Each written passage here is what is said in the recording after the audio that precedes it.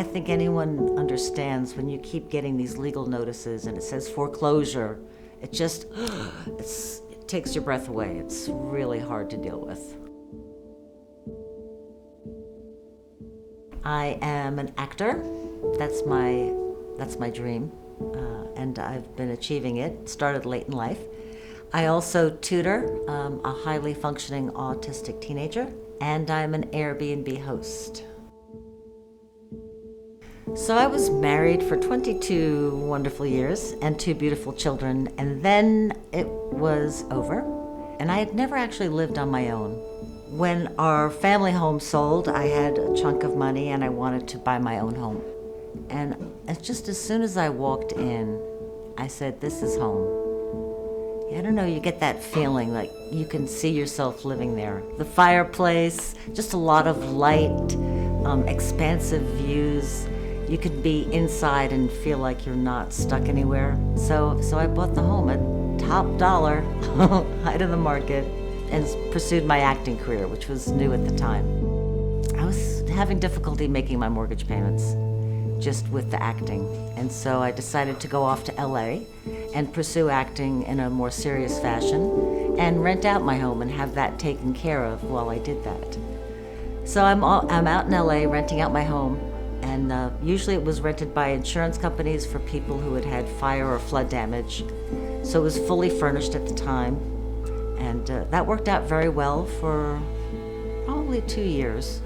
Until it wasn't working, and then I had to put the house on the market. So I decided to rent it to this woman with perhaps not the best credit, but she was trying to make changes in her life, and that's what I was doing out in LA. So woman to woman, we went ahead. And the beginning was fine, and then things started to happen, and she fell behind in the payments, and then she would catch up partway. And then she would fall behind a little bit more, and then she'd catch up a little bit, and I let it go on, and it went on for 5 years. And so I finally had to put an end to this relationship and save my home. So I drove cross country, come back home, determined to save my home. And then coming here and seeing the disarray, it was kind of heartbreaking, and I didn't know where to start. It was very overwhelming. So I go into warrior mode when that happens. So my warrior stepped in until I started getting these foreclosure notices. And that kind of took my breath away. It was too scary to think that I had fought so hard and so long to save my home and might just lose it. But luckily, I knew what to do next. And I reached out to the Legal Aid Society.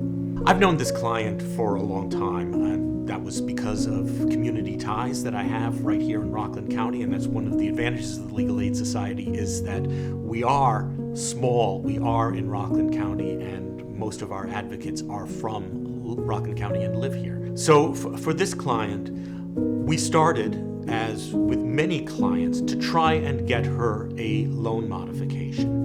And it seemed that we might be able to at first. But because I didn't have a regular 9-to-5 job, and I had fallen so far behind on my payments, I wasn't able to meet the requirements for their loan modification. So we had to start getting creative. And it was interesting because another rep from this mortgage company understood that this house represented my freedom. He suggested putting it on the market for an investor. So it would be on the market not for sale to anybody, but as an investor property so that someone could buy it and then lease it back to me. We at the Legal Aid Society convinced the mediator that this was a solution that was within the grant of authority that the mediator had to allow these conferences to continue and not to close it down and let the foreclosure continue. Eventually, the right investor, who actually was also a realtor, and so he'd seen my house a few times and he'd heard my story a few times, he actually made an offer. And we came to an agreement. He took over the mortgage I'm able to stay in my home, and we have a lease-back, buyback option. As repairs are made and I get my footing on my income, I will get the chance to buy my home back. And it'll still be my home, and it's always my home.